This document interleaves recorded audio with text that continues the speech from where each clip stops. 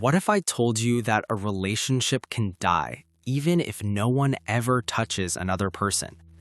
Most people think that cheating only happens in a hotel room or behind a closed door, but the truth is much more dangerous.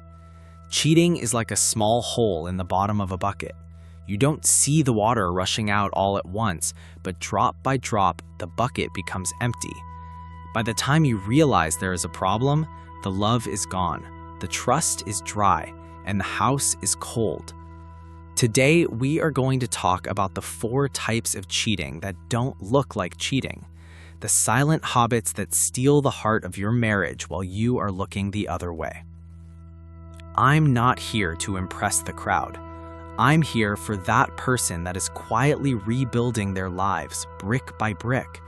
I'm here to break down the psychology most people ignore. If you're someone who wants to understand patterns instead of repeating them, you belong here. Subscribe if you value clarity over ego. Drop a comment and bring your perspective. Strong conversations build stronger minds. No blame, no bitterness, just awareness, discipline, and growth. To understand these hidden types of cheating, we have to look at what a relationship actually is. A relationship is a circle of safety. Inside that circle, there should be secrets, jokes, and energy that belong only to you and your partner. When you take something that belongs inside the circle and you give it to someone outside, you are leaking. It doesn't matter if it's a kiss or a secret. If it was meant for your partner and you gave it to a stranger, you have broken the circle. The first type of cheating that people miss is emotional outsourcing. This is a big name for a simple thing. It means taking your deep talk to someone else. Maybe you had a bad day at work or you're feeling sad about your life. Instead of going to your wife or your husband, you go to that friend at the office or that person on the internet. You tell them your dreams. You tell them what makes you cry. You think, it's okay, we're just talking. But psychology tells us that talk is the path to the heart. When you give your deep thoughts to someone else, you are building a bridge to them and a wall against your partner. You are giving away the best part of your mind to a stranger. Let's look at a story about a woman named Zainab. Zainab was married to a good man named Musa. Musa was a hard worker, but he was a bit quiet. Zainab felt lonely. Instead of telling Musa, "I need more of your time," she started talking to an old friend from school on Facebook. At first, it was just, "Hello." Then it became, "Musa doesn't understand me like you do." She started sharing the secrets of her marriage, the fights, the money problems, the things that made Musa look weak. Zainab thought, "I'm not cheating. I've never even seen this man in person." But inside her house, she became cold. When Musa tried to talk to her, she had nothing left to say because she had already spent all her words on the man online. The negative outcome was that Musa felt the leak. He felt like he was living with a stranger. When he finally found the messages, he didn't see just talking. He saw that his wife had given away his dignity to another man. The marriage broke not because of a kiss, but because the circle of safety had been popped. Zainab's mistake was thinking that as long as her clothes stayed on, she was being loyal. She didn't realize that loyalty starts in the mouth and the mind. This leads us to the second type, the comparison trap. In the old days, you only saw your neighbors. Today, we have the internet. Many people spend all day looking at perfect people online. They look at a man with more money or a woman with a more beautiful body. Every time you look at a stranger and think, "I wish my partner was like them," you are cheating on your partner's value. You're taking the respect that belongs to your spouse and giving it to a picture on a screen. This is a pattern of mental desertion. You are physically in the room, but your heart is shopping for a better deal. Men often fall into this when they look at fantasy women online. Women often fall into this when they look at fantasy lifestyles of other men. Both are dangerous because they make the person sitting next to you look not good enough. You stop seeing your partner's effort and you only see what they lack. This is how bitterness starts.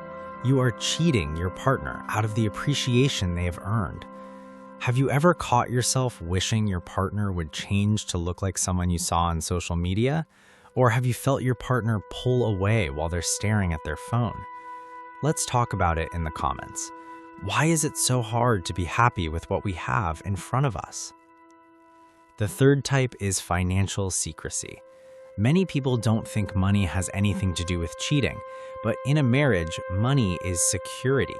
If you are hiding debt, hiding a bank account, or spending large amounts of money without your partner knowing, you are cheating. You are taking the future you promised to build together, and you are stealing pieces of it. It's a betrayal of resources. A man who hides his money is saying he doesn't trust his wife. A woman who hides her spending is saying she doesn't respect her husband's sweat and work. The fourth type is the open door policy. This is when you keep ex-partners or old flames around just in case. You call them friends, but deep down you keep them there as a plan B. If things get hard with your spouse, you know you can send a text to that old person and get a quick ego boost. Psychology calls this relationship backburning. You aren't fully in your marriage because you are keeping one foot out the door. You are cheating your partner out of your full commitment. You are giving them 90% while you keep 10% for your options. Let's look at a story of growth. A man named Chinedu. Chinedu used to keep a lot of female friends on his phone. He liked the attention. He would say to his wife, "You are just jealous, they are just friends." But one day, Chinedu saw his wife crying. She told him, "I don't feel like I'm your only one. I feel like I'm just the one who is currently in the lead." Chinedu had a moment of truth. He realized that his friends were actually leaks. He wasn't doing anything physical, but he was flirting with the idea of other people to make himself feel powerful. Chinedu decided to be a man of integrity. He sat down and deleted the numbers that didn't need to be there. He told his wife, "I am closing all the doors. From today, you're the only one with the key." The positive outcome was that the energy in their home changed. Because Chinedu stopped leaking his attention to other women, he had more love, more patience, and more fire for his wife. Their marriage didn't just survive, it upgraded. Chinedu learned that a real man doesn't need a plan B because he has the discipline to make plan A work. This is the red pill truth. Human nature is to seek more. We are wired to want the new thing. But a high-value person is someone who can control their nature. They understand that freedom isn't having many options. Freedom is having the strength to choose one person and protect them from everyone else, including your own wandering thoughts. For the men, protecting your wife isn't just about fighting a robber. It's about protecting her from the comparison of other women and the neglect of your silence. For the women, respecting your husband isn't just about being kind. It's about protecting his secrets and not letting other men into the emotional space that belongs only to him.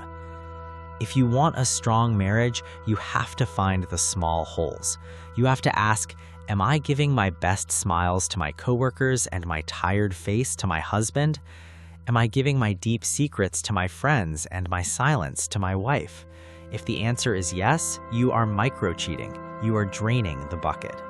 To fix a relationship that is dying from small leaks, we have to understand the psychology of validation. Most of the time, when a person starts cheating in these hidden ways, they are looking for a feeling they aren't getting at home. They want to feel seen. They want to feel powerful. Or they want to feel beautiful. But the trap is that the validation you get from a stranger is like eating candy. It tastes good for a minute, but it doesn't feed your soul. The validation you get from your partner is like a real meal. It's what actually keeps you alive. Today, we are going to look at how to stop the leaks and how to bring that energy back into your house before it's too late. I don't make videos for the average mindset. I make it for the ones who hold themselves accountable. If you're someone who values clarity over conflict, this channel is for you. Subscribe if you want more psychology-driven breakdowns like this. Add your thoughts in the comments. Thoughtful conversations are always welcome here. understanding first, judgment later. To stop these hidden betrayals, we have to talk about the attention budget. Think of your attention like money. You only have a certain amount to spend every day. If you spend 40% of your attention money on social media, 40% on your work friends, and 10% on your hobbies, you only have 10% left for your partner. When you give your partner the leftovers, the relationship starts to starve. This is a behavioral pattern we see in almost every failing marriage. People aren't necessarily bad, they are just bad at spending. One of the most dangerous leaks is social media shadowing. This is when you follow people online specifically because they represent a fantasy. Every time you like a photo of someone who is dressed in a suggestive way, or you leave a comment on an old flames post, you are sending a signal to your brain that your partner is not enough. You are training your mind to look for the next best thing. In the red pill world, we understand that hypergamy, the drive to seek more, never sleeps. If you don't keep it under control with discipline, it will eat your marriage alive. Let's look at a story about a man named Samuel. Samuel was a good guy, but he had a habit of keeping work wives. He had one specific woman at the office, Janet, that he told everything to. They would text about their bosses, their stress, and even their favorite movies. Samuel told himself, "It's innocent, I'm not touching her." But when Samuel went home, he was emotionally bankrupt. He had no stories left for his real wife, Sarah. He had no jokes left. Sarah started to feel like a roommate instead of a wife. The negative outcome happened when Sarah had a real crisis. Her mother passed away. She went to Samuel for comfort, but Samuel didn't know how to handle her heavy emotions because he had spent all his light emotions on Janet. He was available for the fun stuff at work, but unavailable for the hard stuff at home. Sarah realized that Samuel's heart was in two different places. The marriage didn't end because of an affair. It ended because Samuel had divided his soul so much that there wasn't enough left to support a wife in pain. Samuel's mistake was thinking that friendship with another woman has no cost. It always has a cost. The cost is the depth of your marriage. For the women, a common leak is the validation hunt. This is when a woman posts photos or stories online specifically to get likes and compliments from other men. She might tell her husband, "I'm just doing it for my own confidence," but psychologically she is looking for external approval. When a woman gets her value from the eyes of strangers, she stops valuing the opinion of her husband. His compliments don't matter as much because they aren't new. This is a form of cheating because she is taking her beauty and charm, which should be a gift for the relationship, and throwing it out to the world for digital pennies. Have you ever felt addicted to the notifications on your phone while your partner is sitting right next to you? Does it feel better to get a like from a stranger than a thank you from your spouse? Tell us in the comments. We need to be honest about how these phones are stealing our loyalty. To fix this, we need radical privacy. High-value couples understand that secret is a holy word. You must stop telling your friends your partner's flaws. When you go to your mother or your best friend to complain about your husband or wife, you are betraying the circle. You are giving outsiders a seat at your table. This creates a negative energy that follows you back into your bedroom. If you have a problem, you must keep it in the house. Deal with the person, not the audience. Let's look at a story of growth. A woman named Mary. Mary used to be a leaker. Every time she and her husband Paul had a fight, she would text her group chat with her girls and tell them everything Paul did wrong. Her friends would say, "You deserve better," or "He's so mean." This made Mary feel right, but it made Paul feel hated by her friends. One day, Paul told her, "I don't feel safe with you. I feel like every time I make a mistake, the whole world knows." Mary realized she was cheating Paul out of his reputation. She decided to grow up. She told her friends, "I'm not talking about my marriage anymore. I'm handling it with Paul." She started taking her complaints directly to him. At first, it was hard. It was uncomfortable. But because the leak was stopped, the pressure built up in a good way. They had to talk. They had to fix things. The positive outcome was that Paul started to trust her again. He felt safe to be a man, to be vulnerable, and to lead because he knew his wife was his shield, not his reporter. Mary learned that a woman's loyalty is most powerful when it is quiet. Another way to fix the leaks is financial transparency. If you want to stop the cheating of resources, you must have a shared vision. Sit down and look at the money. No hidden cards, no secret stashes. When a couple is honest about their money, they are honest about their future. It's hard to cheat on someone when you are both looking at the same map. We also have to talk about the digital boundary. A high-value man or woman doesn't keep X's in their pocket. If a person from your past doesn't have a direct reason to be in your life, like a child, they should be deleted. Not because you are scared you will cheat, but because you are respectful of the space your partner occupies. You don't leave the door cracked for a ghost, you close it so the person inside feels the warmth.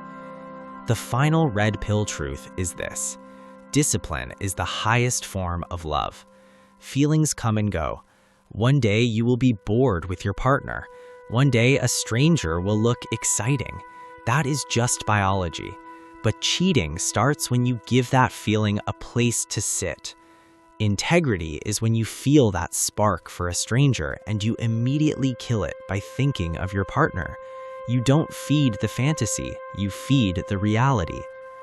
If you are a man, your job is to be the gatekeeper of your home. You must ensure that no emotional trash is coming in from other women. You must be the one who says, "I don't have female friends who aren't friends of my wife." If you are a woman, your job is to be the protector of the heart.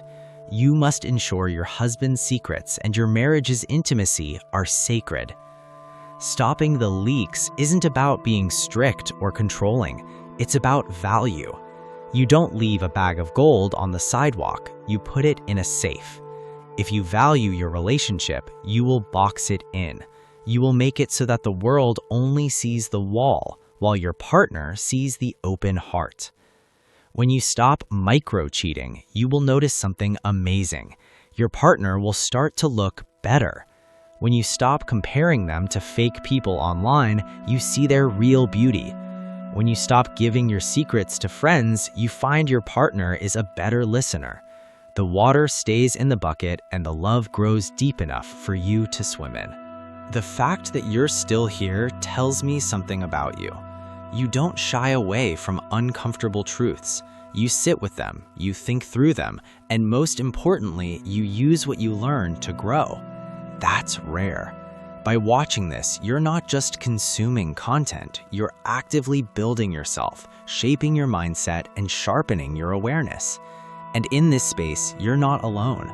There's a community of people committed to understanding behavior, setting boundaries, and improving themselves. If this video gave you insight, clarity, or even a small shift in perspective, subscribe and stay part of this journey. Drop a comment below and share what resonated with you, or any experience you've had that connects with this. I read every comment, and your voice matters here. Keep challenging yourself. Keep applying what you learn. Keep doing the work. I'll see you in the next one.